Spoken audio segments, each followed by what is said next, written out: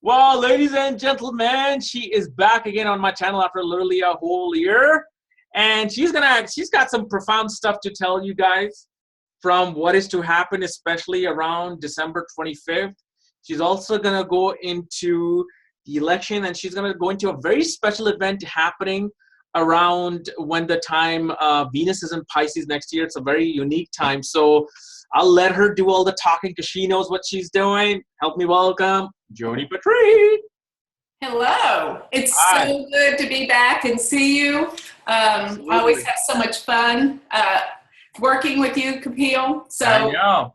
So what I wanted to talk about is this year is just crazy, the very end of this year, because, you know, we have the elections, everyone's in an uproar because nothing is as it was supposed to go. Yeah. And, you know, it was like I was brought to the ESAR conference, and I was on the presidential panel, and everyone said, you know, Hillary's going to win. The polls say it's 95%.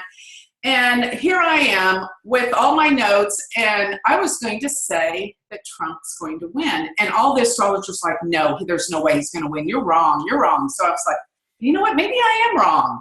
This, you know, so I get up on the panel, and I said, you know, looking at the chart, and I can show you the charts. You want me to show you all the odds and ends of what I'm talking about? Yeah. Because, you know, I think this is one thing that I think is cool about astrology. When we have elections, this is like the time that we can prove astrology works. Yeah. So here is one thing I was going to talk about. Let's talk about first. I showed nobody has Hillary Clinton's birth time. And, you know, there's been this huge controversy. Oh, it's 8 in the morning. No, it's 8 at night. Yeah. No, it's 2:15 or something in the morning. So I said, you know what? I'm steering clear of all that.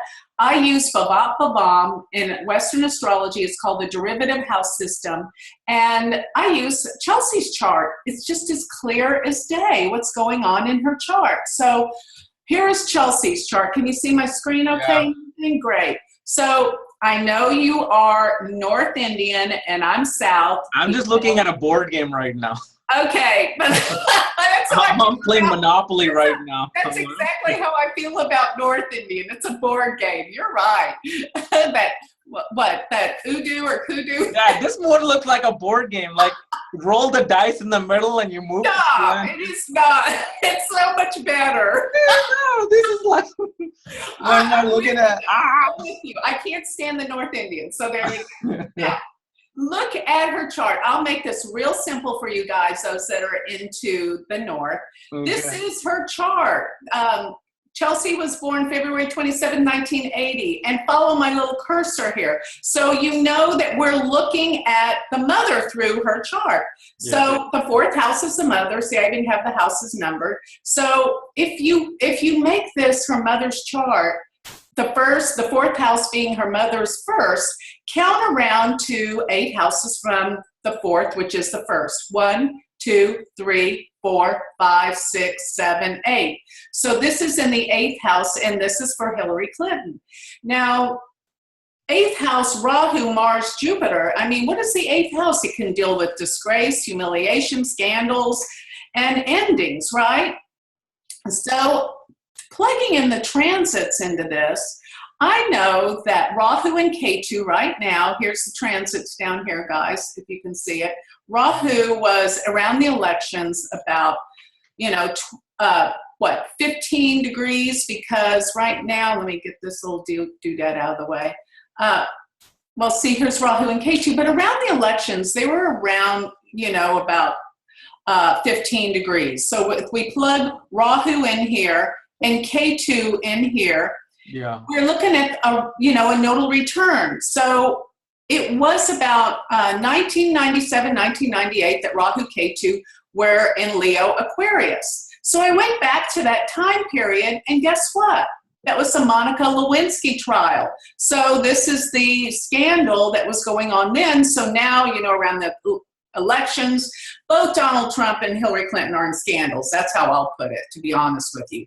But we have a nodal return. And if you go to the moon, which is the mother as well, and you count 8 houses from the moon, 1, 2, 3, 4, 5, 6, 7, 8, we have Sun K2, and transiting K2 was right on the sun. So to me, that represented a loss for Hillary, just, looking at this. So then let's go to Donald Trump's chart.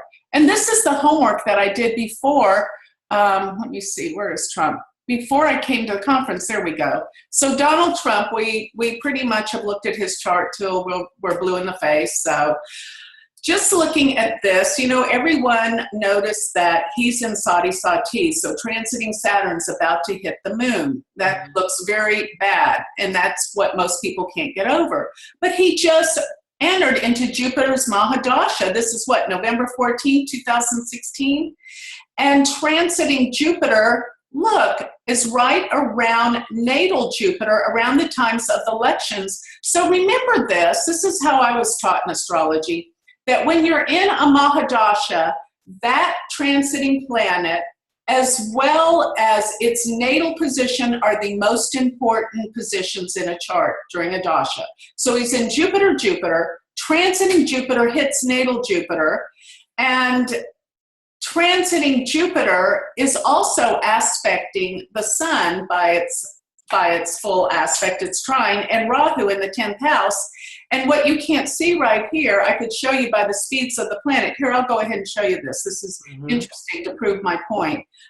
Look at the declination and the speed of Jupiter right here. Here, I gotta scoot this away. Notice that transiting Jupiter right here, if you read it over to the speed, it is going 0, 0, 0, 0, 0, 0, 2, meaning it is stationary during this time. And a stationary planet is the strongest, most powerful planet of all. So he has got a stationary Jupiter in Jupiter's Mahadasha and transiting Jupiter hitting it. I mean, that to me represented a win, plus it's aspecting the sun and Rahu. Yes, Saturn's coming to the moon, but it's not the most important planet. It's Jupiter.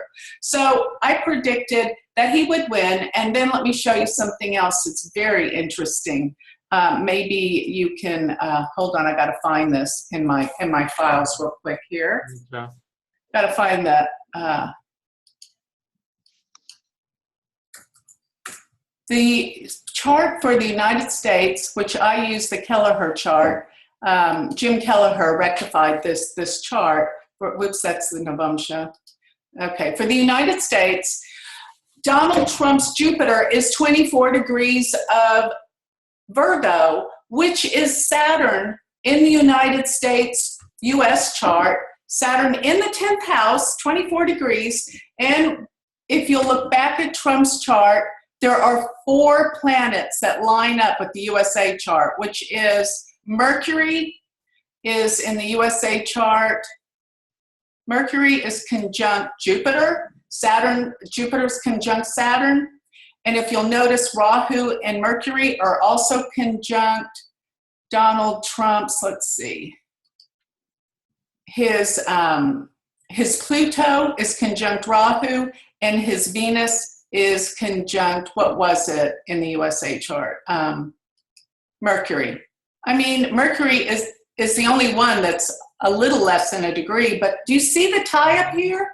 So that's why I was predicting Trump, and it caused such controversy. We're trying to be objective and look at charts, and everyone's getting angry and mad at me, even at the conference. So I said simply that, yes, from all the polls, Hillary will probably win the election, because we couldn't see. And besides, nothing's set in stone.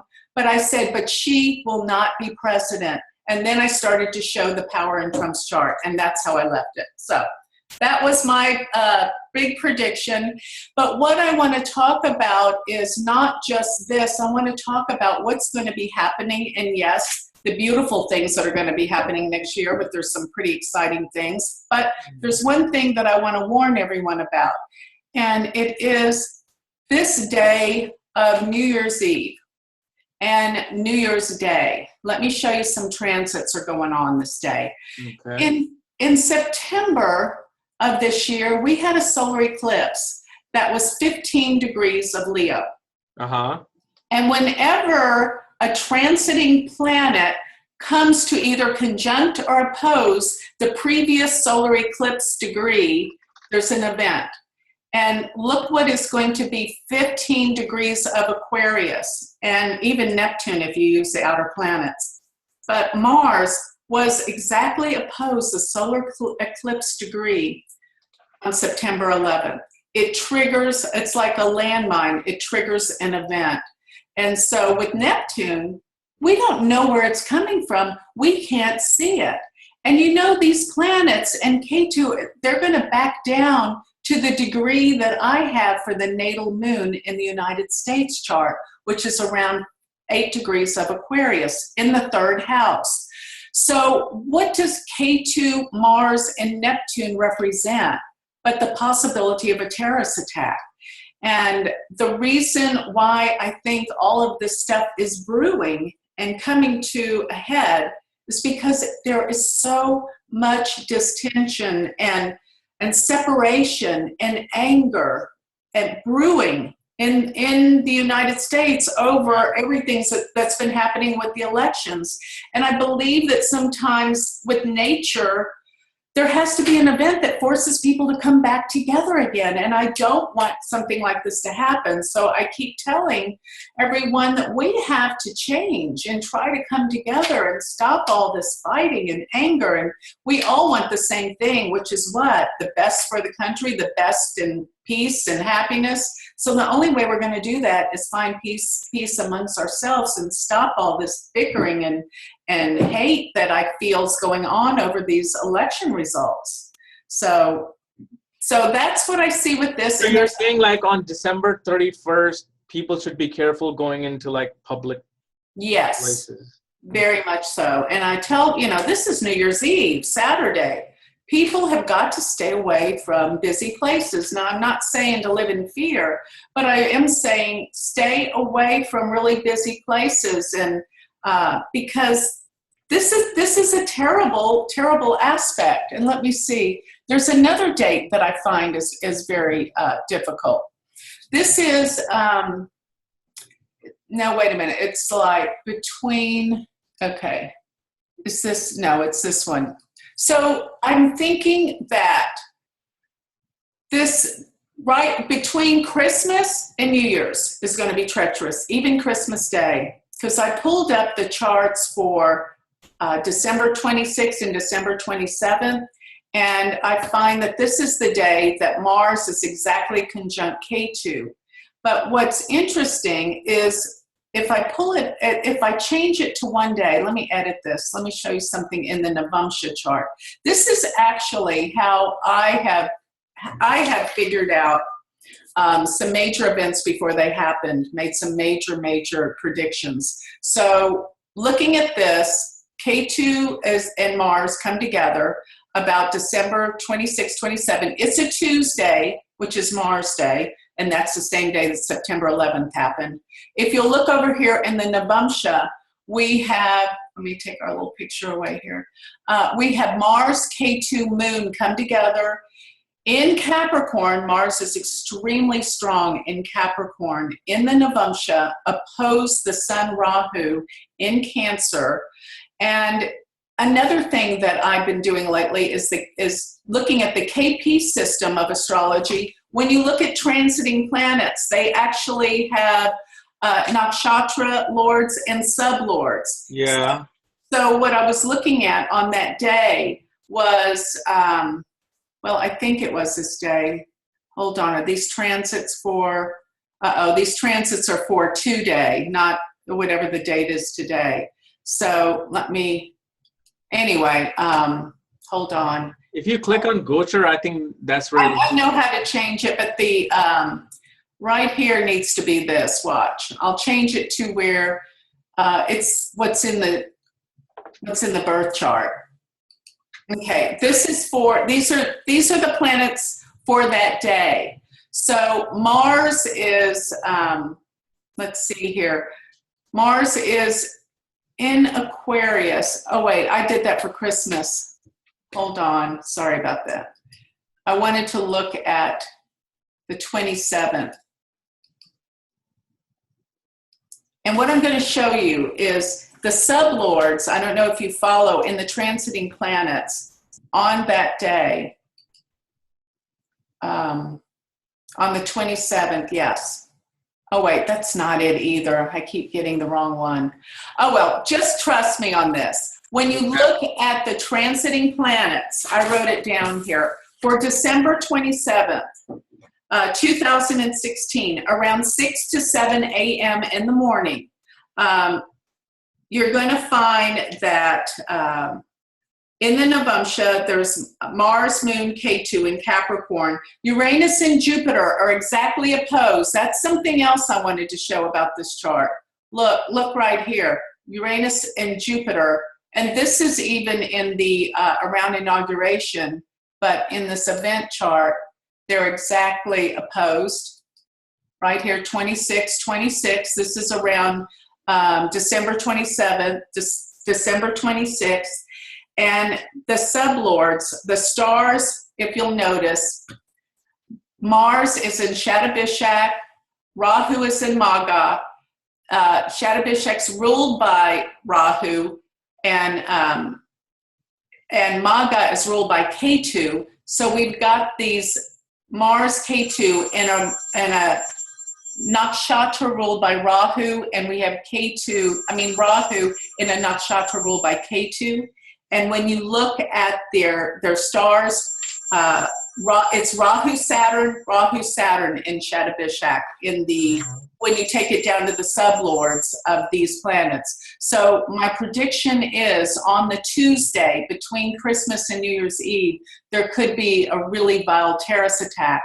And you know, the minute that Mars is entering into Aquarius right now is where it's all starting up, because now it's in the sign with Ketu. And we had another terrorist attack in Istanbul, one of my favorite places I visit twice a year. So it's all starting up again, just like the summer when we had the Mars and Saturn actually came together at 15 degrees of Scorpio. So now we're going to have Mars and Ketu come together on New Year's Eve at 15 degrees of Aquarius, squaring that point. So then I pulled up the inauguration chart, which is another time that I think is going to be really dangerous. Let me see. And we all know there's going to be a lot of people that are rioting and, well, not rioting, but you know what I mean. They're going to have all sorts of events. Let's see. Yeah. I thought I had inauguration. There it is. There it is. So in the inauguration chart, here's one thing I want to add before we get to the good fun stuff. Mars will be at 29 degrees of Aquarius. I know it just switched over on inauguration day, so it's right on that cusp. And at 29 degrees of Aquarius, that is exactly opposed President Obama's Mars in his 8th house, 29 degrees of Leo. So that might just mean the end of his presidency. That's probably what that means. But when Mars enters 0 degrees of Pisces, it squares the natal Mars in the United States of America. And that's why I think things are going to be heated up and it's going to be treacherous. And I just really hope that everyone will do some meditations and prayers that our United States will be fine and people will be safe and everything will be okay. And that the next presidency will bring good things instead of negative things. So do you think there could be a chance, because I know he's going to be entering Jupiter, Saturn, Paryantra Dasha during inauguration. Do you think there's a chance that he may not even reach the presidency? Could there... A lot of people think that, and that's, and basically, we've got Saturn Gandanta, which is the last degrees of water, 29 degrees, and it's going to be exactly opposed Trump's sun in his 10th house, and his moon's at 28 degrees of Scorpio. So this is something good, something bad is due to happen. But I went back to the last time to understand this, when Donald Trump had Saturn here at 29 degrees of Scorpio before, and it was in 1987. And he was on December even. He was on the Phil Donahue show. You can see it on YouTube. And he talks about the art of a deal. His book came out, and he was at the top of his game, and they had him on the show because he was the most powerful, entrepreneur there in New York at the time. So it was a good time. Now, I don't know what was going on in his personal life. He could have been going through personal problems with his wife because... Oh, always. He has like 3-4 wives. So yeah, I bet. Yeah. And when you go through Sati Sati, I don't care what you say, you have problems in your marriage. Yeah. You always do. And that's not in the books, but I'll attest for that. And I know many, many people, when I read their charts and I see that, and are you having relationship problems? And they always are. So it's a real test during that time. So do I think there's a chance that he won't be inaugurated? I think Jupiter casting its aspect to his sun and Rahu, that yes, he will, and that he'll be protected from Jupiter. That's what I'm thinking. But, it could be that, something's going to happen. And if there is a terrorist attack before Christmas, this could put a major big damper on everything and his presidency in terms of what he is going to have to be dealing with. And I think he's going to have to be dealing with a lot of stuff because of, some big event that could really put us back in the United States like this. So absolutely. What is Donald Trump's birth info? Let me see. Let me go back. I'm trying to put it in my own Parashara software. Okay, here, and this is one of the beauties of the South Indian style. You can put all the data. Yeah, because I'm trying to read it real clear instead of in the North Indian. Yeah.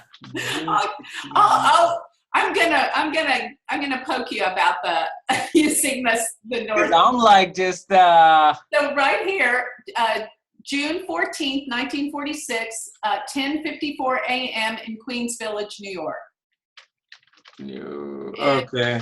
And his ascendant is 6 degrees Leo, where it is conjunct the fixed star Regulus, which is the king. And I don't know if you saw, I think a lot of people out there have seen that I did this video in March of 2015, and I talked about a king is going to be born or going to come into power. Now, of course, we know kings just mean a president or something like that, not a real king. But right. What happened was the summer, and I was talking about that Venus and Jupiter would align with Regulus, and this meant that somebody would come into power. That very day, Donald Trump announced his bid for the presidency. I was floored when I saw that. I thought, is this what I've been talking about all this time? And back in ancient times, yeah. I'm not comparing him by any means, don't get me wrong, but back in ancient times, they think the 3 wise men were following the conjunction of Jupiter and Venus on Regulus. So it's like somebody comes into power. Absolutely. I mean, it's crazy, but that I did not realize till he did his bid for the presidency or run on that day that I was like, oh my God, this might be what this is about. And and then he wins the presidency. I think there's a reason for all this. If you also look, usually they always say that the 11th from the Mahadasha Lord or the transiting planet, if it gets high Ashtavarga points for politicians, they always win. So if you look from his, let me see here, from his Jupiter here. Let me see if I can share this. Well, see, I don't know if you'll understand it, but if you open up his Ashtavarga, like his Binashtavarga, you will see how he gets such high points in his 10th house. Are you talking about Sarva Ashtaka Varga or just the Ashtaka Varga points for a particular planet? You can do both. Even he gets 34 points in the 10th house. Well, here, I can pull up the Ashtaka Varga points. Hold on a sec. Let's see, Ashtaka Varga scores. Okay, there we go. So the 10th has 34, you're right. Yeah. Yeah. 10th has 34, and it's 11th from Saturn because Saturn represents the mass public. Well, and you know what else? Look at Chandra Lagna if you want. Yeah. You know, make the moon the ascendant. So Jupiter is in the 11th, and the Sun, Rahu are in the 7th, 8th, 9th, 10th. We have Mars in the 10th, and it's that 3 degrees powerful Mars. Yeah. And it's the ruler of the chart if you're looking at the Scorpio as the ascendant, and his chart is just as powerful from Chandra Lagna. So absolutely. So there's so many ways to look at it. I just really don't understand why all the Western astrologers were predicting Hillary Clinton would win the elections when they didn't even have her chart. Yeah.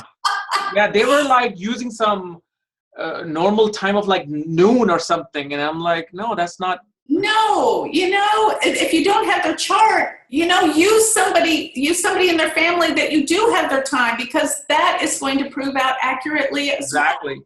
And I remember you were saying that during the Mahadasha, you should look at the transit of that Mahadasha Lord, right? Yes. But my curiosity was when somebody runs into Moon Mahadasha, Moon is changing sign like 2 days. How do you deal with that? Well, you know what? All I tell people is during the Moon's Mahadasha, things are going to change rapidly. Things are just going to move really rapidly throughout that 10 years. So, I mean, yeah, but you can't be looking at every exactly. days. That's every month it goes through the horoscope. No, you can't be doing that. Okay. That's a good point. Yeah. So what did you were talking to me? Remember we did our live thing about the stellium? About the what? The Venus and Venus coming right behind the sun. Yeah, there's something wonderful that's going to be happening. Let me just put up a chart. Well, you know what? Let me put up a chart for like March. Let's say March of 2017, because I'll show you what's going on that's pretty amazing. And a lot of ascendants, such as Virgo and Pisces, are going to love this year, by the way, if they have this. Okay? Mm-hmm. Let's just say March 10th. Okay. So looking at this, you know what? This keeps pulling in the Navamsha. Sorry about that. Okay. Okay, so here's some transits for springtime. And you're going to find that Venus right here is retrograde, but it's exalted in Pisces. Mm-hmm. And so whenever Venus goes retrograde, it stays in a sign for approximately 4 months, a little over 4 months. And it is opposed Jupiter throughout the time that it is going retrograde. So if you'll notice, if somebody has Virgo as their ascendant, Jupiter will be in the first house, aspecting the 7th house. It rules the 7th house. So therefore, when a planet aspects a sign it rules, it empowers it for all the more what that house is about. And Venus is there exalted in Pisces. Of course, it is retrograde. Retrograde can sometimes reverse it from exaltation to debilitation, right? Yeah. So throughout that time, it's like up and down, backwards and forwards, but I think it deals a lot with love affairs and opening the heart energy. Uranus here, which I use the outer planets, is opposed Jupiter. That's another reason why this year is going to have massive extremes. Uranus is like sudden, unexpected events, and Jupiter magnifies it all the more. But Jupiter is going to be retrograde at this time too, so they're both going the same direction. And I think this is going to be a time of major ups and downs in the stock market with money. Venus represents money. And it's going to be a crazy, crazy time. But I think love and the heart, when Venus finally goes direct and Jupiter goes direct, and they're both aspecting each other, this could be love affairs and people, falling in love, new, and finding people that came back from the past, old loves. Because when Venus goes retrograde, it brings things back from the past and it deals with relationships. So I love this aspect in terms of that. Now, another thing that's going to be happening throughout the year is when the sun catches up to Mars, they'll be traveling together from about May, June, July. And when they come together, they represent big events that are quite aggressive and dangerous. And I know that when Mars comes together with the sun, that will be almost in August when we have another solar eclipse that's total. And a lot of astrologers have been talking about that eclipse goes over the United States, where you see the eclipse, in other words, where it's visible. That's the eclipse path, and it represents where the big events will be happening in the world. So that's another big thing. Where is it happening over U.S.? Do you know? I've heard it starts over Seattle and goes over, it's way north by Alaska, Seattle. Oh, okay. Yeah, so that's where there can be some shakeups, earthquakes, things of that nature. But I love this. And another thing is Jupiter is going to come into about 29 degrees of Virgo, where it's going to have its station before it starts to go retrograde. This is going to be sometime around January, February. I think it's in February. And when this happens, it's going to be conjunct the fixed star Spica. And it will be almost exactly opposed Uranus. And Spica, S-P-I-C-A, is my favorite fixed star. Most of them are hellacious fixed stars. This is the most auspicious fixed star in the heavens. Are they like the American way of looking at nakshatras? I've never heard of them. Yes, exactly. But you know what? I want to take it backwards the other way, because the nakshatras, qualities and meanings are derived by the fixed stars that are in those nakshatras. And this is a fact. So this last degree of Virgo, first degree of Libra is Spica. And it deals with literary genius, it deals with talent, and it deals with just auspicious things. And what I have found it produces is an overnight sensation. If you look at some stars that become an overnight, almost instantly, they have major planets conjunct this. I know Sylvester Stallone has his moon in the 10th house, 29 degrees of Virgo. And of course, this is in Chitra. Chitra's like major fame and movies. Like shining light. Yes. So, yeah. And Justin Bieber's has his moon at 0 degrees of Libra. He became a star overnight through YouTube. It's just, this is what this quality can produce.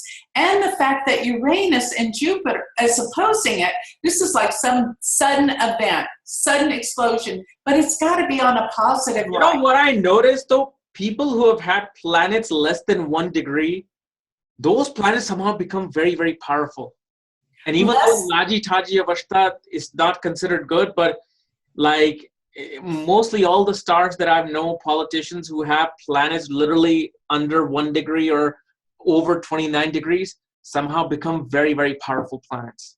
Well, I find, I'll take off my share of the screen, but I find that like when there's 0 degrees, they're like very ambitious, because if you'll notice, when they're in cardinal signs, they're Virgotama. They're the same degree in the Navamsha. The same sign in the Navamsha. Yeah. 0 degrees of cardinal. Whereas if it's 29 degrees in immutable, it'll be Virgotama. And I think that's where you'll find that the signs will produce these powerful, powerful effects because of their Virgotama quality. But I found that too. And I found that 0 degrees is like fresh, new, so excited about being on this planet that they create those kind of events. Okay, I see.